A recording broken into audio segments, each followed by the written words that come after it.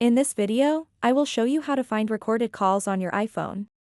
To get started, locate and open the Notes app on your iPhone.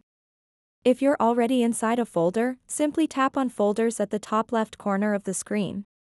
This will take you back to view all the folders available within your Notes app. Among these folders, look for one labeled Call Recordings. Tap on Call Recordings. Once inside the folder, you can easily browse through your recordings. To play any recording, simply tap on it. Now, what happens if you accidentally deleted a call recording?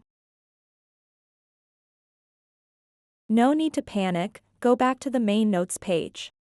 Here, look for the option labeled Recently Deleted. Tap that option, and you'll find all recently deleted notes, including voice recordings, stored here for up to 30 days. If you see your missing call recording here, simply select it and choose Move to restore it back into your call recordings folder. So that wraps up this tutorial. If you have any questions about this whole process, please let me know in the comments section below. And if this video helped you out, please give it a big thumbs up and subscribe to this channel for more tutorial videos like this one. Thank you so much for watching, and have a good day.